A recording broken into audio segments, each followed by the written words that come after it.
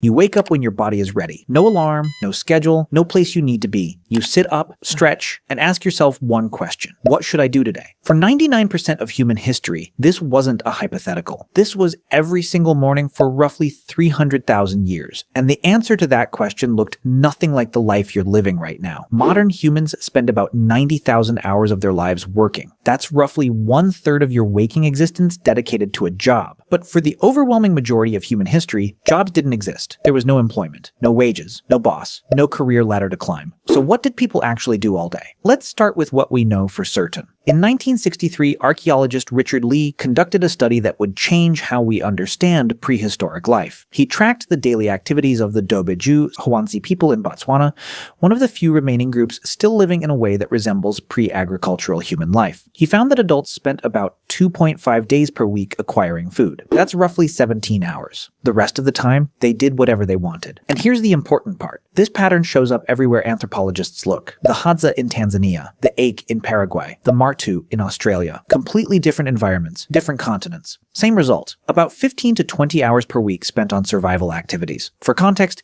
you probably work twice that. Now, some of you are thinking, but those are modern people. How do we know ancient humans lived the same way? Fair question. And the answer comes from bones. When archaeologists compare skeletons of ancient humans to early agricultural populations, the difference is dramatic. Farmers were shorter. Their bones show signs of nutritional deficiency. Their teeth were riddled with cavities from grain-heavy diets. They had arthritis in their spines from repetitive labor, and they died younger. Ancient human skeletons, taller, stronger, healthier teeth, less joint damage. Their bones tell a clear story. They were doing less repetitive physical labor, not more. But the most fascinating evidence comes from something archaeologists found that shouldn't exist if survival was a constant struggle: art. In 1994, explorers discovered Chauvet Cave in southern France. Inside were paintings created roughly 30,000 years ago. Horses, lions, rhinoceroses, rendered with perspective, shading, and movement. These weren't crude stick figures. This was sophisticated art that required skill, planning, and most importantly, time. Someone spent hours, maybe days, deep inside a cave by firelight, painting animals on a wall. Not for survival, not for food, for beauty, for meaning, for something to do. In Blombos Cave in South Africa, archaeologists found 100,000-year-old perforated shell beads. Tiny holes drilled through seashells, clearly meant to be strung together as jewelry. The nearest coastline was 20 kilometers away. Someone walked 40 kilometers round trip just to collect shells, then spent hours carefully drilling holes with stone tools, just to look good. In 2008, researchers found a 40,000-year-old flute carved from a vulture bone in Germany. 5 finger holes, perfectly spaced.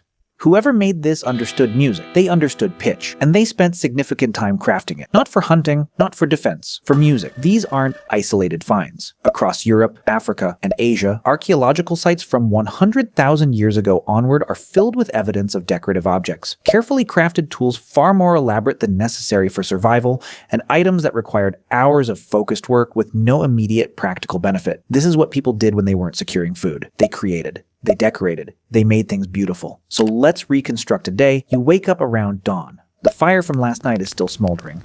Someone adds wood. You eat leftover meat or fish from yesterday. Maybe some nuts or berries collected the day before. Breakfast is social. People talk. They plan loosely for the day. Not because they have to, because that's what humans do. Around mid-morning, a small group might leave to hunt or gather, but here's the key. You don't go every day. If the hunt was successful 2 days ago and food is stored, you might not leave camp at all. You might spend the morning working on tools, sharpening a spear, weaving a basket, scraping an animal hide to make it soft and usable.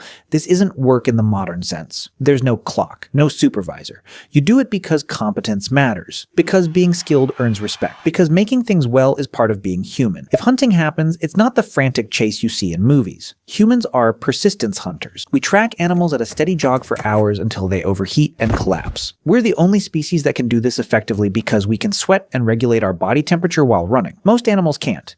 So we outlast them. The hunt might take 3 to 6 hours including travel. Then the animal is carried back and butchered. Everyone eats. And by early afternoon, the productive part of the day is essentially over. What happens next is what modern people find hardest to understand. Nothing and everything. People rest. They sit in the shade and talk. They play with children. They groom each other, picking through hair, reinforcing bonds. They make jewelry from shells or beads or animal teeth. They carve designs into bones or stones. They nap. Anthropologist James Soosman documented that among the Juhwansi, adults spend roughly 6 hours per day in what he called social time. Not working, not sleeping, just being with other people, talking, laughing, telling jokes, because in a world without money or police or written contracts, your survival depends entirely on your relationships. If people don't like you, they don't have to share food when you're hungry.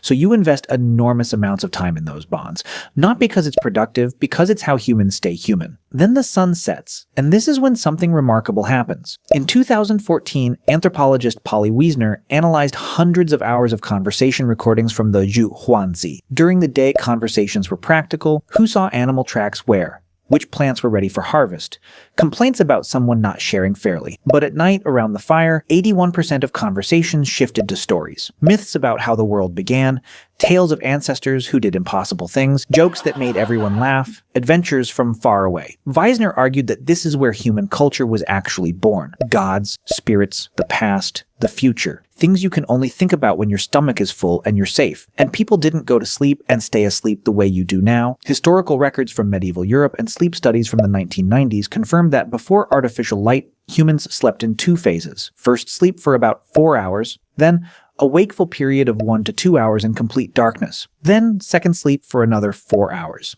So here's what a full day looked like. About 4 to 6 hours securing food or making tools. About 6 hours in social interaction, storytelling, grooming, playing. About 8 hours sleeping in 2 separate phases, and the rest resting, sitting, watching clouds, doing nothing in particular. Existing without needing to justify your existence through productivity. Then, about 10,000 years ago, something changed. Humans in the Fertile Crescent began planting seeds and domesticating animals. Agriculture. And agriculture is a trap. Once you start farming, you can feed more people. More people means you need more food. More food means more farming. Within a few generations, populations exploded and there was no going back. Because now there were too many mouths to survive by hunting and gathering. You were locked in. And farming required far more labor.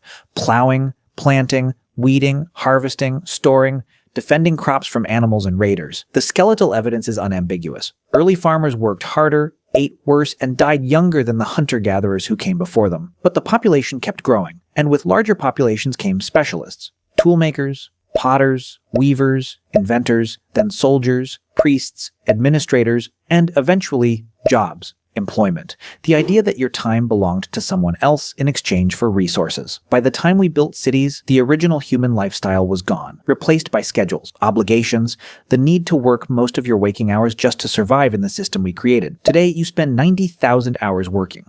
Your ancestors spent way less. You sleep in one block and call waking up at 2 a.m. insomnia. They slept in 2 phases and used the middle hours for reflection. You spend your life chasing an illusion of greatness, achievements, wealth, and success by standards society invented. They woke up every morning already free, already enough, and at peace with nothing to prove to anyone. They didn't need to become successful. They were already living the life you're working your entire existence to retire into. You make art if you can find time after your job. They made art because they had time, and that's what humans do.